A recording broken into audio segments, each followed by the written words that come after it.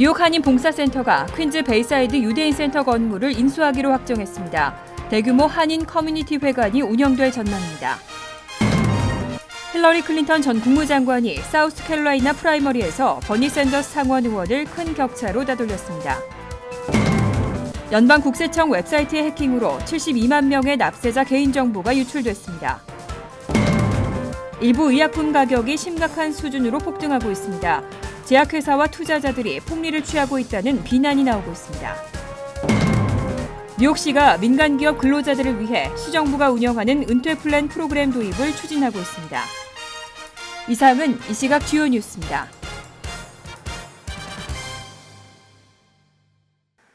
여러분 안녕하십니까? KBN 뉴스입니다. 뉴욕 한인 봉사센터 KCS가 퀸즈 베이사이드에 대규모 한인 커뮤니티 회관을 운영하게 됩니다. KCS는 베이사이드 32번가에 위치한 유대인 센터 건물을 인수하기로 확정하고 올해 하반기부터 한인 동포회관으로 다양한 서비스를 제공하게 된다고 밝혔습니다. 정세진 기자가 보도합니다. 퀸즈 베이사이드 32에비뉴에 위치한 베이사이드 유대인 센터. 전체 면적이 5만 4천 스퀘어피트, 건물 면적만 3만 6천 스퀘어피트에 달하는 대형 건물입니다.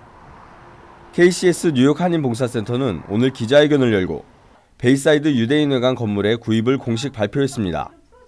KCS의 역사적인 그 새로운 건물을 계약한 데 대해서 우리 백기 의원 여러분과 같이 정말 참 축하하고 한인사회 전체를 위해서 우리가 크게 도움이 되는 오늘 이 시간이라고 생각을 합니다. 건물의 가격은 750만 달러, 기타 경비와 수리 비용까지 총 820만 달러가 들어갑니다. KCS는 플러싱 회관 매각 대금 450만 달러와 현재까지 모금 금액 70만 달러 등 총 520만 달러를 확보하고 있습니다. 따라서 부족한 300만 달러를 만들기 위해 재해동포재단 등 한국 정부 지원과 한인 동포들의 회관 건립 성금을 당부하고 있습니다. 우리가 1세들이 해야 될 일이기 때문에 1세들이 이 모기지를 좀 페이오프 해야 되겠다. 그런 욕심이 있어요. 또 그렇게 해서 모기지 없이 가급적이면 모기지를 있더라도 1년 내에 페이오프를 해서 우리 후대들이 부담감 없이 이 일을 진행할 수 있게끔 하는 게 우리 1세들의 목표 중에 하나입니다. 그래서 우리 백기에서는 7월 말까지 크로징과 주정부 허가 등 절차를 거치고 일부 시설을 개보수하면 올가을부터는 본격적인 프로그램이 가능할 것으로 보입니다. 먼저 그동안 떨어져 있던 경로회관을 이전하고 공공보건 서비스, 방과 후 청소년 프로그램 등을 본격 추진합니다. 저녁과 주말에는 한인단체들의 모임과 각종 행사에 필요한 공간으로 지원할 예정입니다. KCS는 새로운 회관이 한인 2세들이 한인사회 발전에 적극적으로 참여하는 계기가 되길 바란다며 2세들의 노력이 있어야 한인사회가 한층 더 성장할 수 있다고 강조했습니다. KBN 뉴스 정세진입니다. 힐러리 클린턴 전 국무장관이 27일 사우스캐롤라이나 프라이머리에서 버니 샌더스 상원 의원을 큰 격차로 따돌렸습니다. 지금까지 총 4번의 경선 중 3곳에서 승리하면서 힐러리 후보는 유리한 위치에서 슈퍼 화요일을 치르게 됐습니다. 27일 열린 사우스캐롤라이나 프라이머리의 개표 결과 클린턴 전 장관은 73.5%의 득표율로 샌더스 의원의 압도적인 승리를 거뒀습니다. 샌더스 의원은 26% 득표에 그쳤습니다. 이번 승리로 클린턴 후보는 아이오와 코커스를 시작으로 총 4번의 경선 중 3곳에서 승리했습니다. 클린턴 후보는 사우스캐롤라이나 경선 승리로 39명의 대의원을 추가로 확보했고 샌더스 의원은 14명을 얻었습니다. 슈퍼 대의원까지 포함할 경우 클린턴과 샌더스 후보 간의 격차는 더 벌어집니다. 클린턴 후보는 지금까지 536명의 대의원을 확보했고 샌더스 후보는 83명의 대의원을 얻었습니다. 클린턴 후보는 사우스캐롤라이나에서 흑인과 여성 그리고 30대 이상 유권자에서 샌더스 후보에 앞섰습니다. 반면 샌더스 후보는 30대 이하 유권자와 무소속 성향 그리고 백인 유권자들로부터 표를 많이 얻었습니다.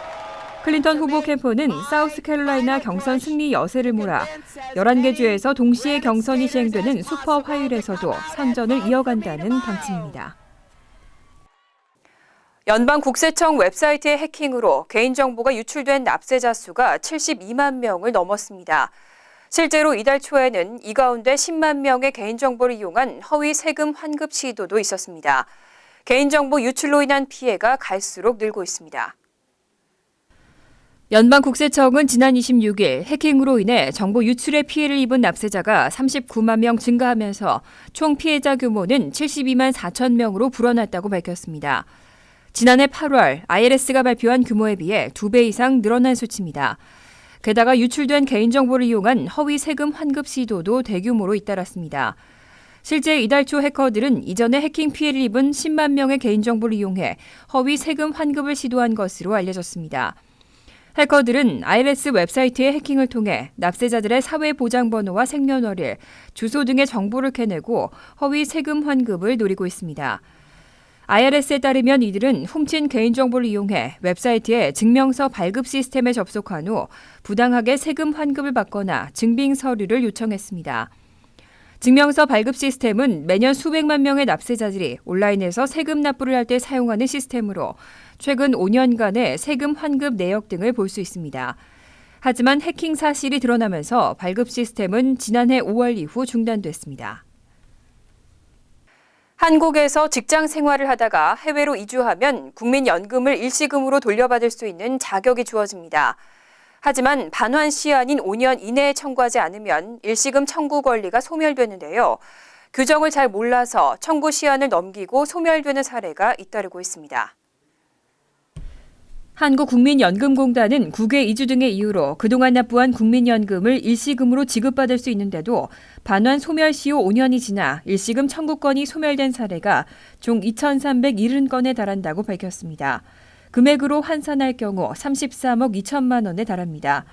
공단은 해외 이주 등으로 더 이상 국민연금에 가입할 수 없게 됐지만 연금 수급 요건을 채우지 못한 경우 그동안 납부한 보험료에 이자를 더해 반환 일시금으로 지급하고 있습니다. 단 국외 이주가 아닌 취업이나 학업 등으로 외국에 체류하는 경우에는 반환 일시금을 지급받을 수 없습니다.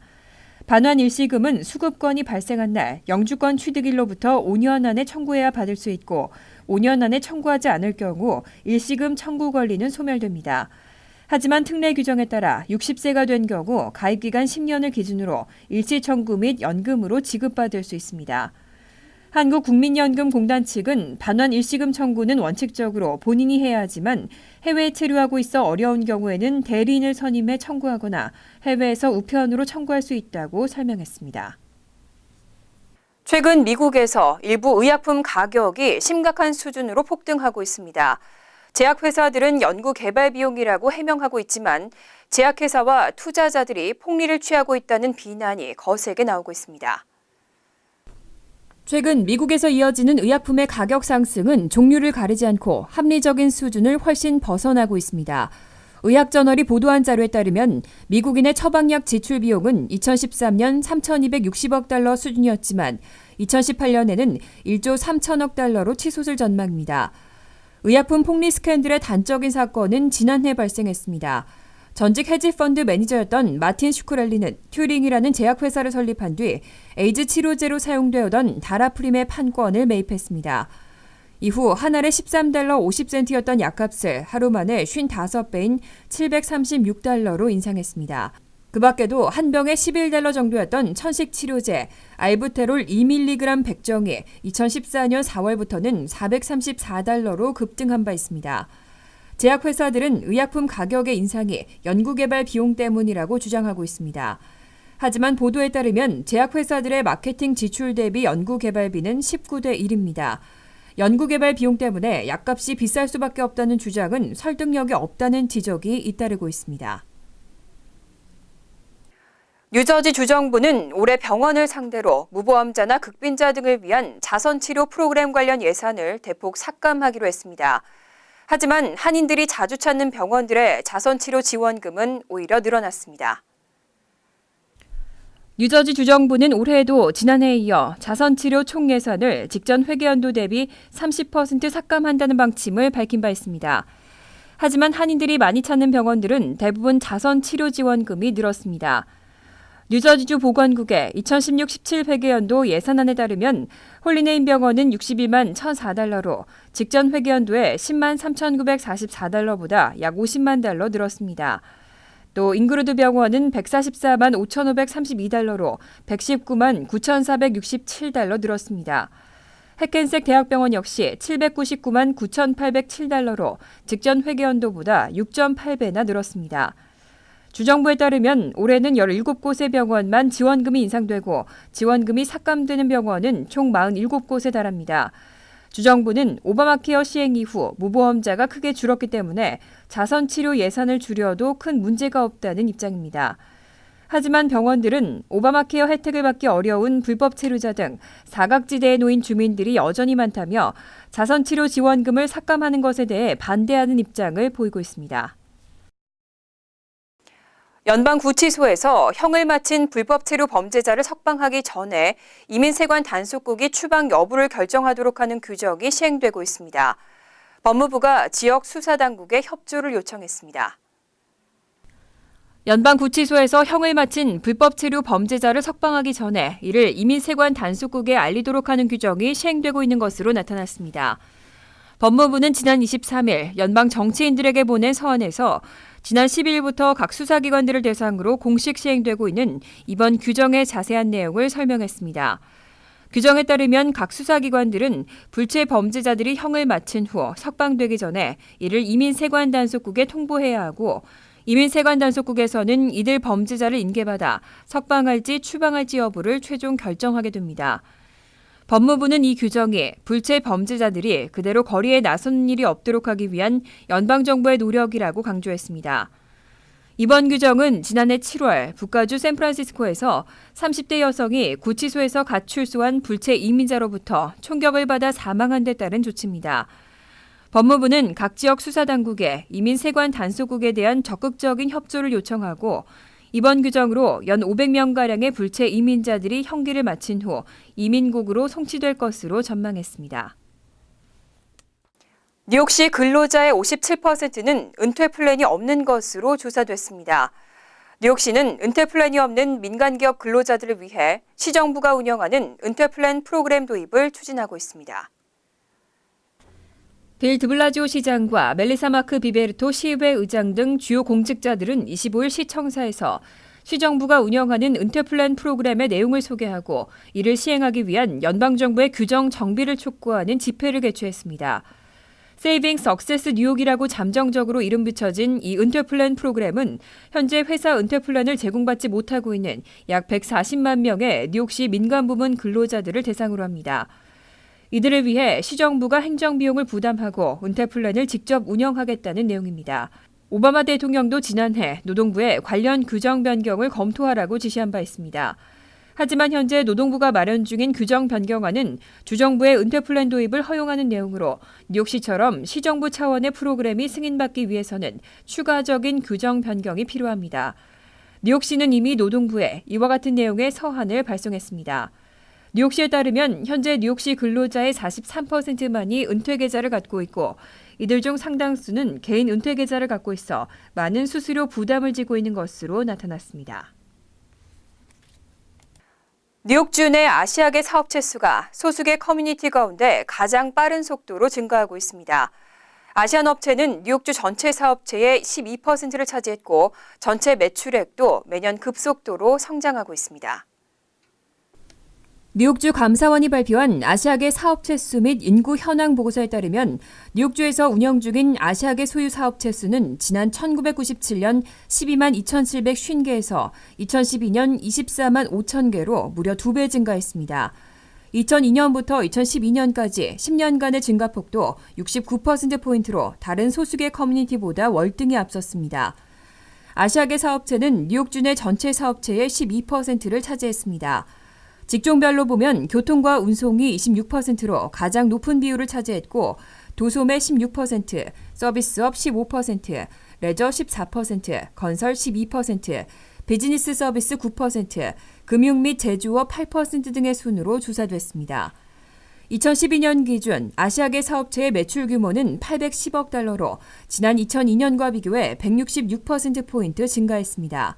토마스 디나폴리 뉴욕주 감사원장은 뉴욕주 내 아시아계 성장세가 매빠르게 진행되고 있고 비중도 점차 커지고 있다며 아시아계 사업체 및 커뮤니티와 연계한 다양한 사업과 프로그램 개발이 요구된다고 밝혔습니다.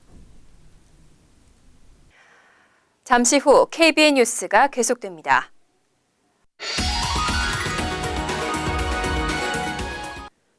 이어서 LA 지역 한인사회 소식입니다.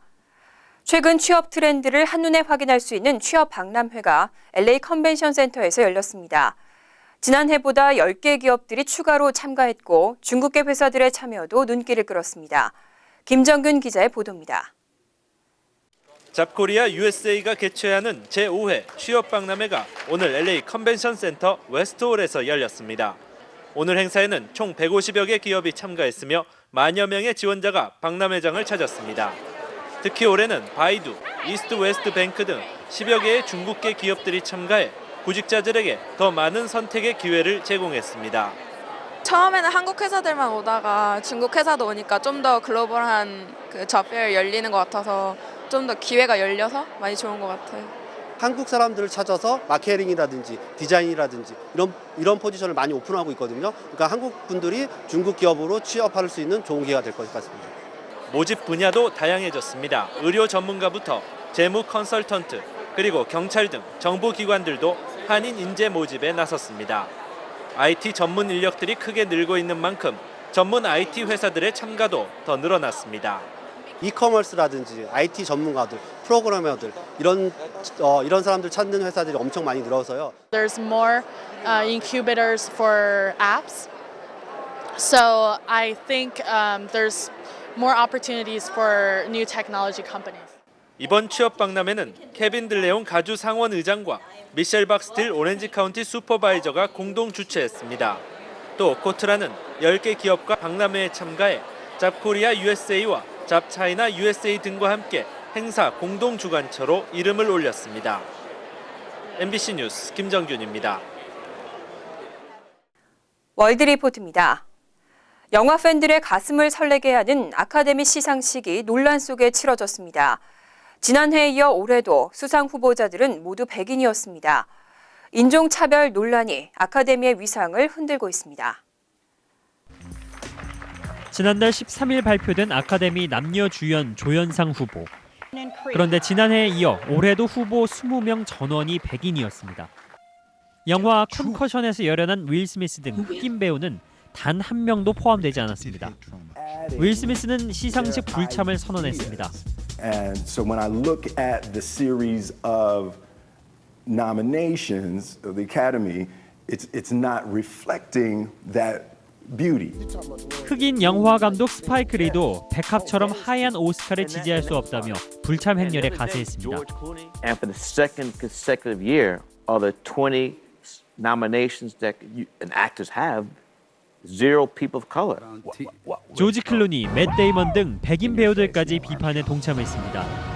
Huge systemic injustices around race and gender in our country, and if we're silent and inactive on these things, then we're not just not helping, we're actually contributing to the problem. 온라인엔 아카데미의 인종차별을 조롱하는 게임도 등장했습니다.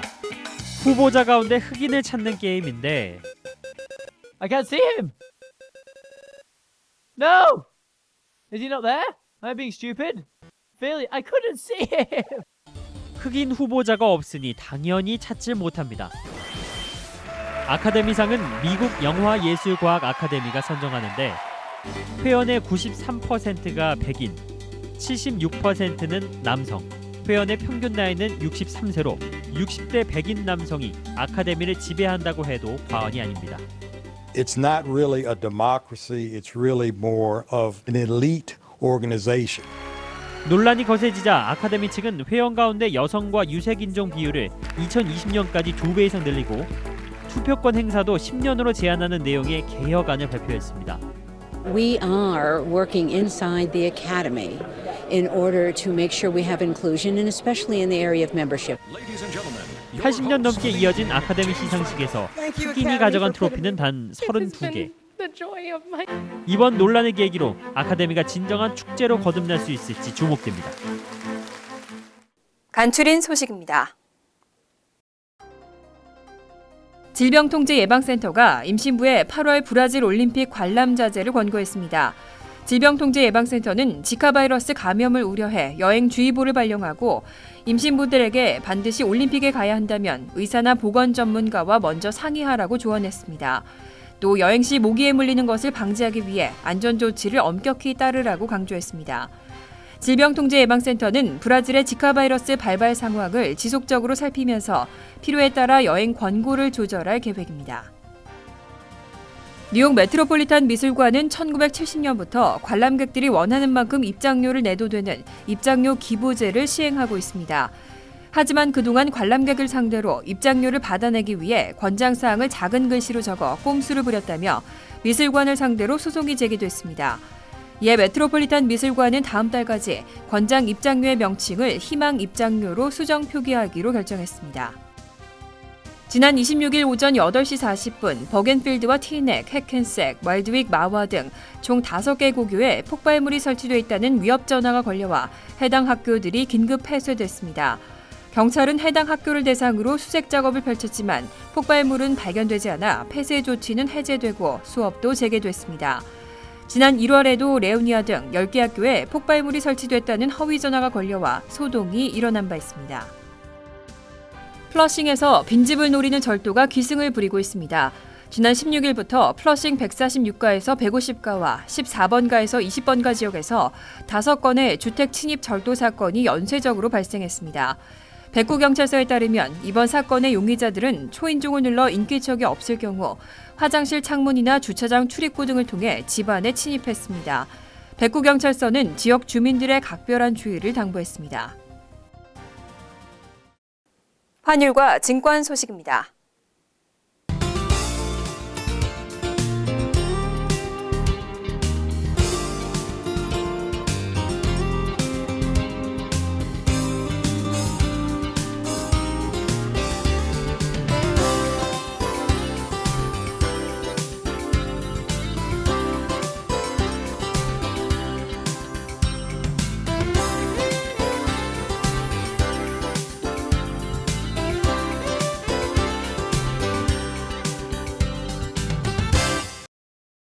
이어서 날씨입니다.